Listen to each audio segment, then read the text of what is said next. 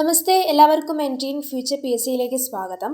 ഇന്ന് നമ്മൾ പഠിക്കാനായിട്ട് പോകുന്നത് തൈറോയ്ഡ് ഗ്രന്ഥിയെ പറ്റിയിട്ടാണ് ഇന്ന് പഠിക്കുന്നത്. അപ്പോൾ നമ്മുടെ ആദ്യത്തെ ചോദ്യത്തിലേക്ക് പോവാം. തൈറോയ്ഡ് ഗ്രന്ഥി ഉൽപ്പാദിപ്പിക്കുന്ന ഹോർമോണുകളാണ് ആദ്യം നമ്മുടെ ചോദ്യം എന്ന് പറയുന്നത്. തൈറോയ്ഡ് ഗ്രന്ഥി ഉൽപ്പാദിപ്പിക്കുന്ന ഹോർമോണുകൾ. അപ്പോൾ എന്തൊക്കെയാണ് ഉൽപ്പാദിപ്പിക്കുന്നതെന്ന് നമുക്ക് നോക്കാം.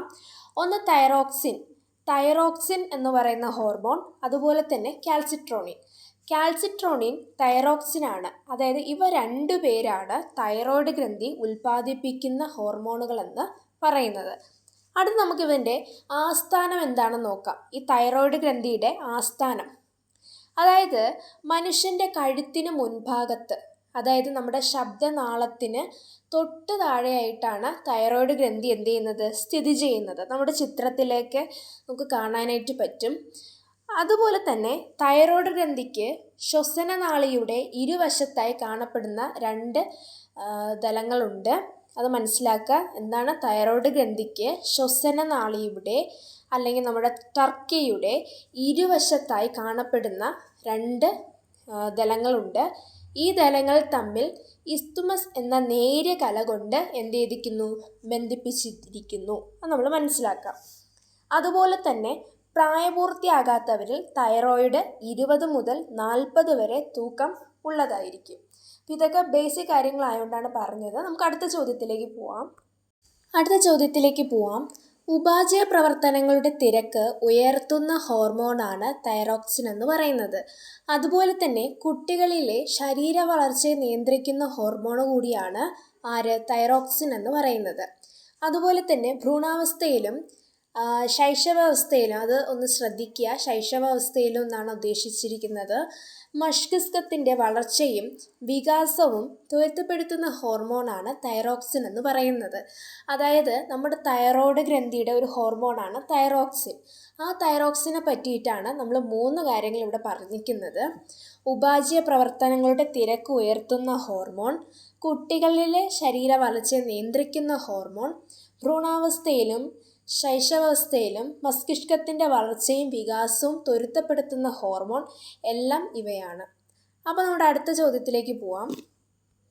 അടുത്ത ചോദ്യം എന്ന് പറയുന്നത്, പൂർണ്ണമായ വിശ്രമാവസ്ഥയിലും ഒരു ജീവിക്ക് ജീവൽ പ്രവർത്തനങ്ങൾ നിർവഹിക്കുന്നതിനും ജീവൻ നിലനിർത്തുന്നതിനും മാത്രം മതിയാകുന്ന ഊർജ ഉപയോഗം അറിയപ്പെടുന്നതാണ് സെൽ മെറ്റബോളിക് റേറ്റ് എന്ന് പറയുന്നത്. ഓക്കെ, നിങ്ങൾക്കിത് മനസ്സിലായി കാണുമെന്ന് വിശ്വസിക്കുന്നു. അടുത്ത ചോദ്യത്തിലേക്ക് പോവാം. സെൽ മെറ്റബോളിക് റേറ്റ് നിയന്ത്രിക്കുന്നതിൽ മുഖ്യ പങ്ക് വഹിക്കുന്ന ഹോർമോണാണ് തൈറോക്സിൻ എന്ന് പറയുന്നത്. എന്താണ് മുഖ്യ പങ്ക് വഹിക്കുന്ന ഹോർമോണാണ് തൈറോക്സിൻ. അതുപോലെ തന്നെ തൈറോക്സിൻ്റെ ഉൽപ്പാദനം കുറയുന്ന അവസ്ഥയെയാണ് ഹൈപ്പർ തൈറോയിഡിസം എന്ന് പറയുന്നത്. അതായത് നമ്മുടെ ഹോർമോണായ തൈറോക്സിൻ്റെ ഉൽപ്പാദനം കുറയുന്ന അവസ്ഥയെയാണ് ഹൈപ്പർ തൈറോയിഡിസം എന്ന് പറയുന്നത്. അതുപോലെ തന്നെ നമ്മുടെ തൈറോയിഡിസത്തിൻ്റെ ഉൽപ്പാദനത്തിൽ ആവശ്യമായ മൂലകം എന്ന് പറയുന്നത് അയഡിനാണ്. അപ്പം മറന്നുപോകല്ല, തൈറോക്സിൻ്റെ ഉൽപ്പാദനത്തിൽ ആവശ്യമായ മൂലകം എന്ന് പറയുന്നത് അയഡിനാണ്. തൈറോക്സിൻ്റെ ഉൽപ്പാദനം കുറയുന്ന അവസ്ഥയെയാണ് ഹൈപ്പർ തൈറോയിഡിസം എന്ന് പറയുന്നത്. അടുത്ത ചോദ്യത്തിലേക്ക് പോവാം. അയഡിൻ്റെ കുറവ് മൂലം തൈറോയ്ഡ് ഗ്രന്ഥി വിയർത്തു വലുതാകുന്ന അവസ്ഥയെയാണ് ഗോയിറ്റർ എന്ന് പറയുന്നത്. എന്താണ് അയഡിൻ്റെ കുറവ് മൂലം തൈറോയ്ഡ് ഗ്രന്ഥി വിയർത്തു വലുതാകുന്ന അവസ്ഥയെയാണ് ഗോയിറ്റർ എന്ന് പറയുന്നത്.